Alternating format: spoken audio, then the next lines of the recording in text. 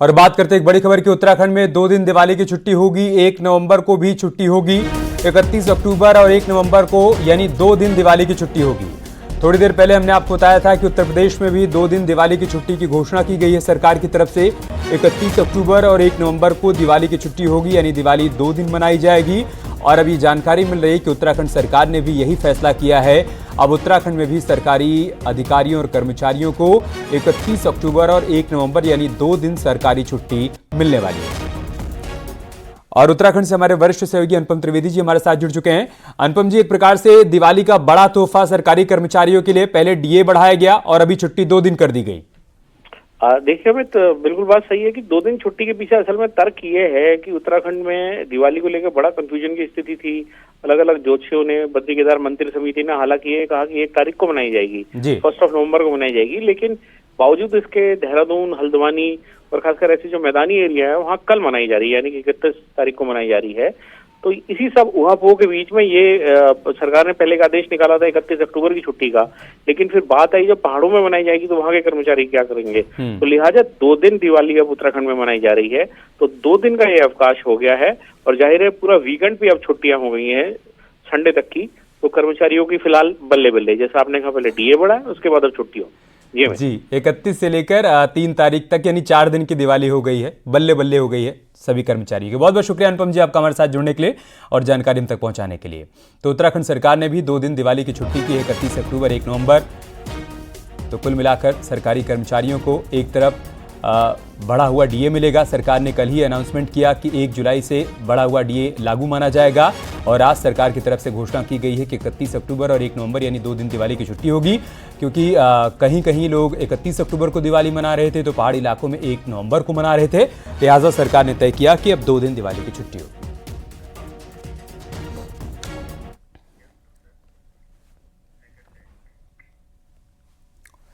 इधर बैग को लेकर सोशल मीडिया पर ट्रोल होने के बाद कथावाचक जया किशोरी ने जवाब दिया है। उन्होंने कहा है कि वो लेदर का बैग इस्तेमाल नहीं करती हैं, उन्होंने अपना बैग कस्टमाइज करवाया है।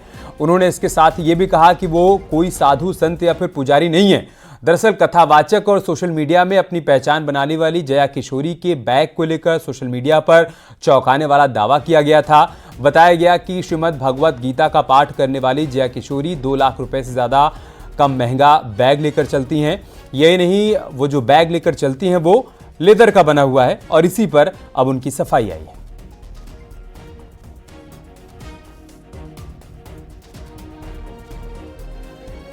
पहला तो जो बैग की बात है, bag is a customised bag. और जो सबसे पहली चीज लोग कह रहे हैं कि लेदर है, उसमें कहीं भी लेदर नहीं है। वो एक कस्टमाइज बैग है और कस्टमाइज का मतलब कि आप अपनी मर्जी से बनवाते हैं, इसलिए मेरा नाम तक लिखा हुआ है उसमें कि मैंने अपना नाम, कि वो एक कस्टमाइज बैग है, उसमें कहीं से भी कोई लेदर नहीं है। और मैं अपनी गारंटी ले सकती हूँ, पर मैं किसी कंपनी की कोई गारंटी नहीं लेती। पर मैंने ना कथा करने से पहले, ना अभी, और मैं आगे की भी गारंटी लेती हूँ कि मैंने कभी लेदर यूज नहीं किया, ना मैं कभी करूंगी। तो पहली ये चीज। दूसरी, आप ने जो बात कही कि मोह माया से दूर, तो जो सच में जिन्होंने मेरी कथा अटेंड की होगी, जिन्होंने कथा सुनी होगी, उनको अच्छे से पता है कि मैं ये बात कभी नहीं कहती। मैं हमेशा एक बात कहती हूँ और मैं आपको वो वीडियो भी जरूर दूंगी जो आप इसके साथ अटैच कर दीजिएगा, कि मैं कथा में कहती हूँ कि मैं आपसे कभी नहीं कह रही कि आप पैसे मत कमाइए, अरे सब मोह माया है, सब त्याग दो। हमने नहीं त्यागा तो हम आपको कैसे बोले। So I have been very clear day 1 से कि पहला, मैं कोई संत, साधु, साध्वी नहीं हूं। मैं एक नॉर्मल लड़की हूँ, नॉर्मल घर में रहती हूँ, परिवार के साथ रहती हूँ, आगे गृहस्थ जीवन पूर्ण रूप से जीना भी चाहती हूँ। परिवार है, दोस्त है, रिश्तेदार है, जब खुशखबरी आती है तो हम सेलिब्रेट करते हैं, एंजॉय भी करते हैं। फतेहपुर में बस हादसे में 12 यात्री घायल हो गए। बस गोवा से नेपाल वापस जा रही थी और इसी दौरान ट्रैक्टर को बचाने के चक्कर में बस बेकाबू होकर पलट गई। हादसे में बस में सवार 12 लोग घायल हो गए हैं। राधानगर थाना क्षेत्र के शाह बाईपास पर यह हादसा हुआ है। घटना की जानकारी मिलने के बाद डीएसपी सहित 2 थानों की फोर्स मौके पर पहुंची और बस में फंसे सभी यात्रियों को बाहर निकाला गया। घायलों में 3 की हालत गंभीर बताई जा रही है। हादसे के बाद की तस्वीरें हम आपको दिखा रहे हैं। यही वो बस है जो फतेहपुर में हादसे का शिकार हुई है।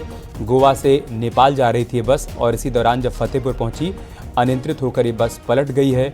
बस में सवार कई यात्री घायल हो गए हैं। उन सभी को फौरन बस से बाहर निकाला गया है और आसपास के अस्पतालों में इलाज के लिए भर्ती करवाया गया है। उधर झांसी में तेज रफ्तार कार पलट गई, जिससे कार सवार 6 लोग गंभीर रूप से घायल हो गए। झांसी कानपुर नेशनल हाईवे पर नवाबाद थाना क्षेत्र में हादसा हुआ। पुलिस ने सभी घायलों को इलाज के लिए मेडिकल कॉलेज में भर्ती करवाया। चश्मदीदों का यह कहना है कि कार की रफ्तार इतनी तेज थी कि हादसे के बाद वो कई बार पलट गई।